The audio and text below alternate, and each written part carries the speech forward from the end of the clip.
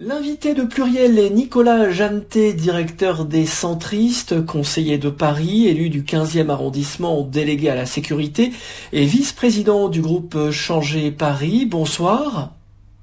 Bonsoir.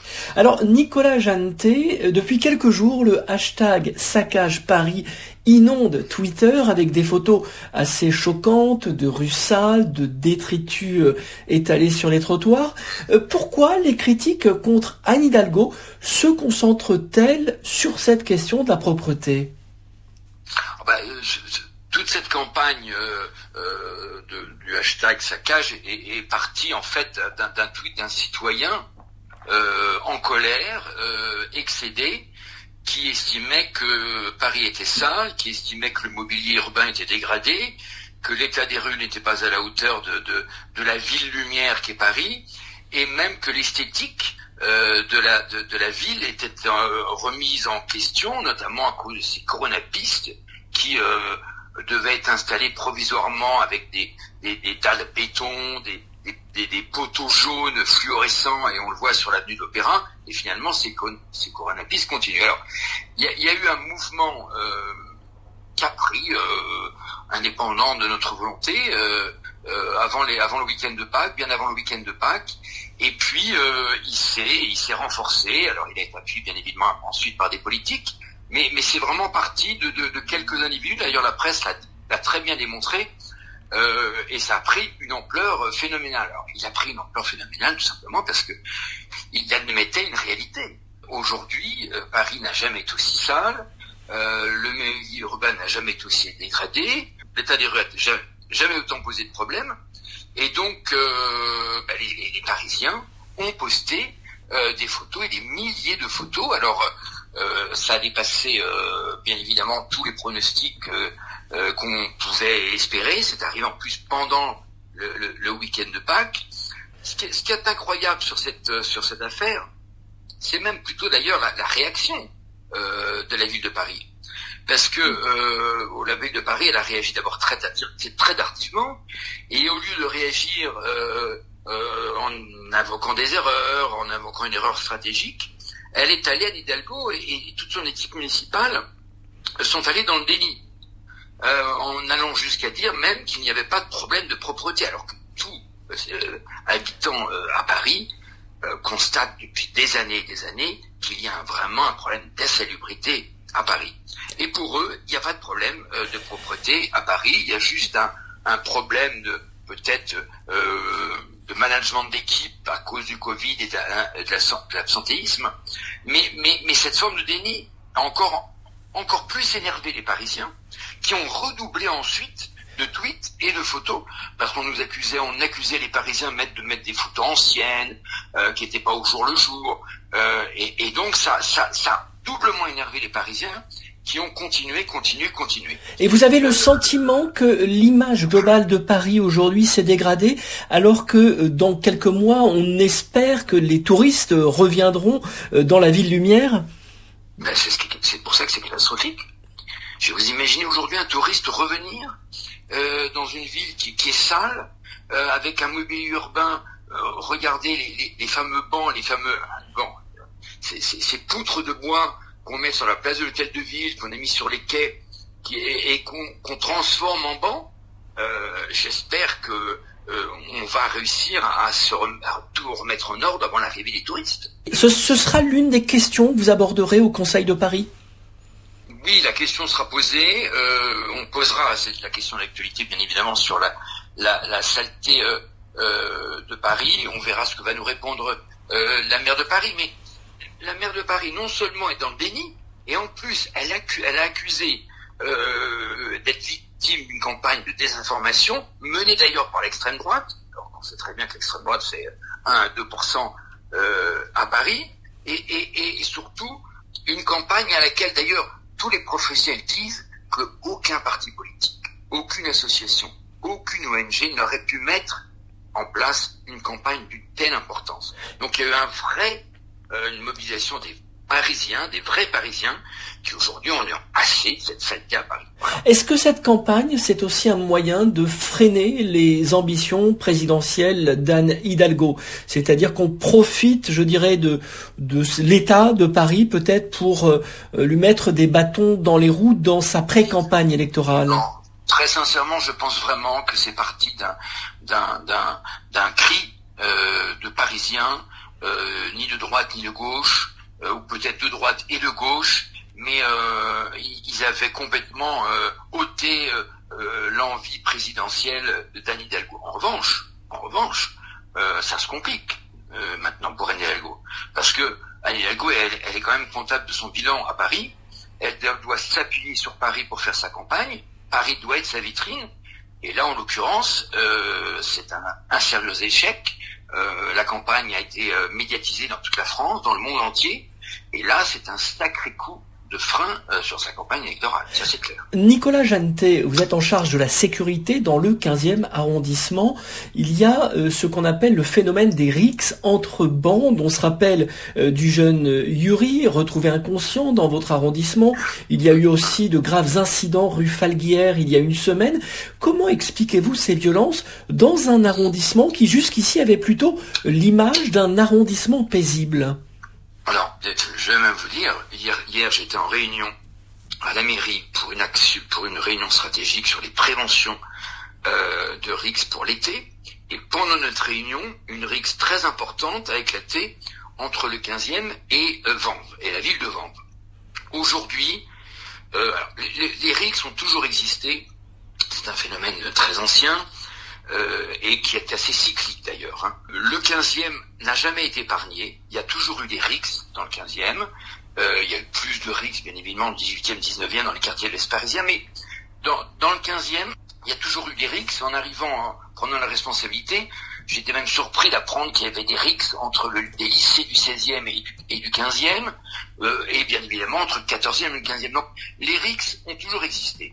Ce qui est aujourd'hui très inquiétant, c'est que elles augmentent. Je dirais même qu'aujourd'hui, en ce moment, il y a quasi une rixe par jour à Paris. Bon, alors, il y a deux raisons à cela. La première, c'est le confinement. Bon, il faut être honnête. Les jeunes aujourd'hui restent tout le week-end enfermés chez eux le soir. Et d'ailleurs, ils restent enfermés devant des films violents, devant des jeux vidéo violents, sur les réseaux sociaux. La semaine, ils sont obligés de rentrer tôt. Et en plus, jusqu'à maintenant ils peuvent un peu plus faire de sport, mais pendant des mois et des mois, ils avaient interdiction de se défouler et d'aller faire du sport. Le fameux jeune Yuri dont vous me parlez faisait partie d'une équipe de foot et allait tous les 3 jours se dépenser, s'exprimer sur les terrains de foot et donc évacuer tout le stress ou la haine qu'il peut avoir. Donc ces deux éléments ont fait qu'aujourd'hui, la moindre petite étincelle fait qu'une rixe, pour n'importe quel prétexte, peut démarrer. Et aujourd'hui, le phénomène nouveau d'il y a 10 ans ou 15 ans, c'est les réseaux sociaux. Aujourd'hui, une rixe prend naissance sur les réseaux sociaux, sur Snapchat par exemple, souvent pour une question anecdotique, une fille qui sort avec le quartier d'à côté, un match qui a été... Enfin, peu importe, des broutilles sur les réseaux sociaux. La rixe se vit en direct sur les réseaux sociaux, puisque souvent elle est filmée, la bagarre est filmée sur les réseaux sociaux, et elle finit ensuite sur les réseaux sociaux, puisque avec les likes, on peut noter le film de la rixe. Et donc, ce phénomène est aujourd'hui très inquiétant, et d'ailleurs, nous avons interpellé plusieurs fois le ministère de l'Intérieur, car le ministère de l'Intérieur et la préfecture de police de Paris en l'occurrence, a beaucoup de retard sur la surveillance des réseaux sociaux.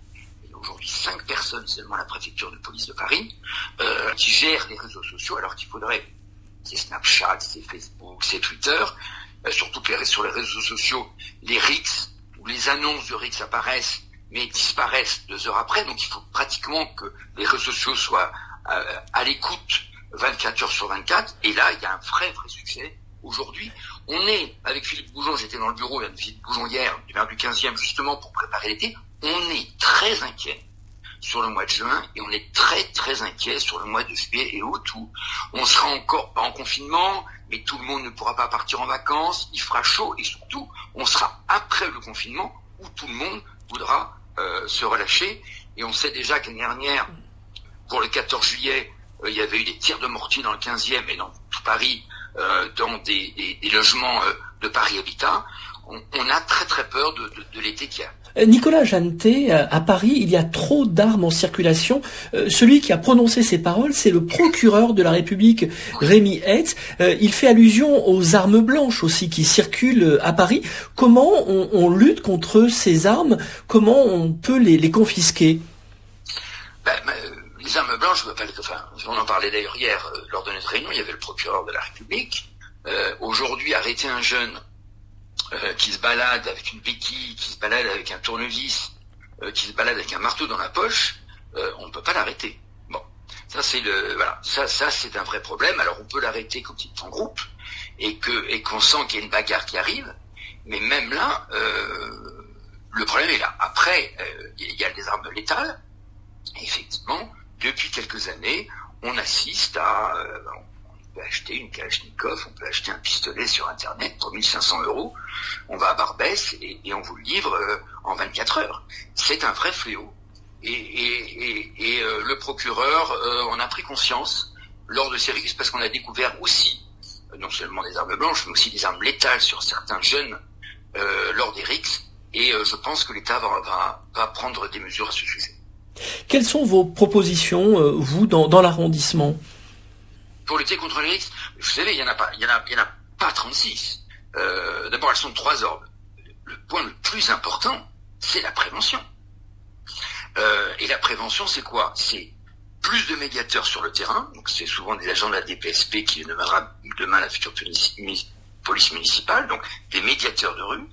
Il y a également des éducateurs de rue qui sont en général liés à des associations et qui sont là pour détecter le jeune qui est en rupture avec le lien familial ou le lien scolaire.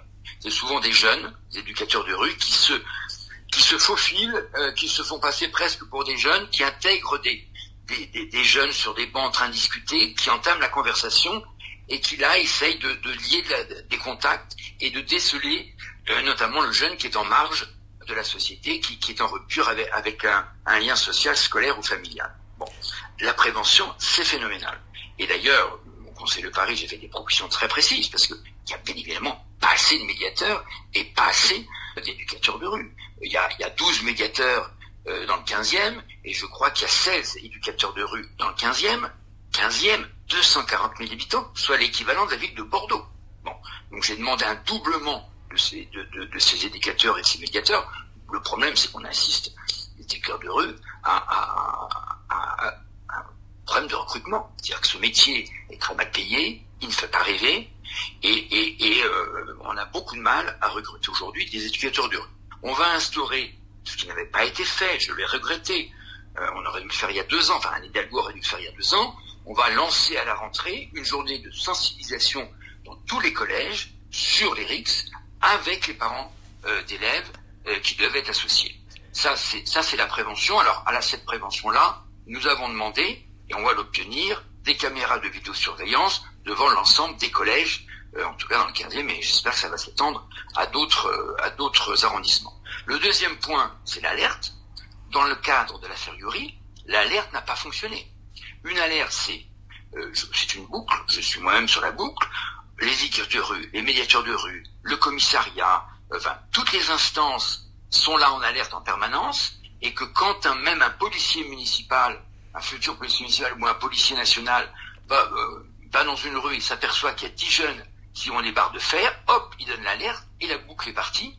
Et en général, quand on arrive à temps, on arrive à arrêter la rixe. Voilà. Et ça, c'est très très important. Dès que la dizaine de jeunes, même s'ils sont armés de béquilles, etc., voient une voiture de police, en général, ils fuient et la rixe est arrêtée. Mais il faut arriver à temps, et là, il faut qu'on retravaille sur cette alerte qui n'est pas assez réactive et qui n'a malheureusement pas fonctionné dans l'affaire de Youri et qui n'a pas fonctionné dans la pré-affaire de Youri, puisque vous savez qu'une rixe entraîne toujours une autre rixe et que l'affaire de Youri est en fait la réponse à une autre rixe, qui avait d'ailleurs, dans laquelle Uri avait participé et qui s'était déroulée une semaine avant dans le 15e à Ballard. Et là, on a demandé au procureur de la République des sanctions un peu plus importantes. En 2 mots, il y a ce qu'on appelle des interdictions de paraître. Et on décide qu'un jeune, en fonction de ce qu'il a fait, il n'a plus le droit de paraître dans tel quartier pendant X temps ou dans tel arrondissement. Et puis, il faut des sanctions pénales dès le premier délit pour tous ces jeunes. Voilà. Nicolas Jeantet, j'aimerais vous interroger sur la vaccination, notamment la vaccination à Paris. Rachida Dati a pris une initiative pour vacciner les enseignants. L'État s'est opposé à cette mesure. Est-ce que vous pouvez nous expliquer cette initiative ? Elle n'est pas la seule d'ailleurs. Geoffroy Boulard dans le 17e l'a fait aussi. Je ne comprends pas la réaction, très honnêtement, de l'État. En fait, Rachida Dati se servait de la 6e ou 10e dose en fonction des flacons qui restaient. Vous savez que on est autorisé de vacciner avec le fond du vaccin des gens qui ne sont pas forcément dans les catégories qui doivent être vaccinés. Et on a dans les mairies d'arrondissement des gens, des jeunes, des moins jeunes, qui sont sur liste d'attente et qui peuvent profiter de cette dernière dose du flacon. Et bien, Rachida Dati, pour cette dernière dose du flacon, a décidé de vacciner les enseignants et tout le personnel qui gravite autour. Et donc, ça a provoqué un scandale parce que elle aurait dû le proposer à l'ensemble de la population. Mais je l'approuve totalement ce qu'elle a fait. D'ailleurs, d'autres maires d'arrondissement l'ont fait, de privilégier le corps enseignant pour cette dernière dose du flacon. C'est une polémique qui n'avait pas lieu d'être. Dernière question, Nicolas Jeantet. J'aimerais vous interroger sur les régionales très rapidement. Vous êtes membre des centristes, le parti dirigé par Hervé Morin, qui est lui-même président de région, président de la Normandie. Quel est l'enjeu des régionales pour votre parti, les centristes ? Ah bah écoutez, déjà c'est de regagner, on a une région, c'est la région Normandie, donc c'est de la regagner déjà. Et puis on a bien évidemment des candidats partout, dans toute la France. On a même des groupes centristes. Donc notre enjeu, bien évidemment, ça va être de garder et de gagner toutes les régions dans lesquelles on est présent. Je ne suis pas extrêmement inquiet, puisque effectivement la période, la campagne qui va être courte, le contexte général, le travail qu'ont fourni les régions, notamment sur cette crise sanitaire avec les masques, etc., font que les présidents sortants sont plutôt en bonne position de départ. Donc notre enjeu, c'est bien évidemment de garder cette magnifique région emblématique qu'est la région Normandie et de garder nos élus. On en a plus d'une centaine répartis dans toute la France, des élus régionaux et des groupes politiques que nous avons souvent dans des régions françaises, et donc de préserver ces élus.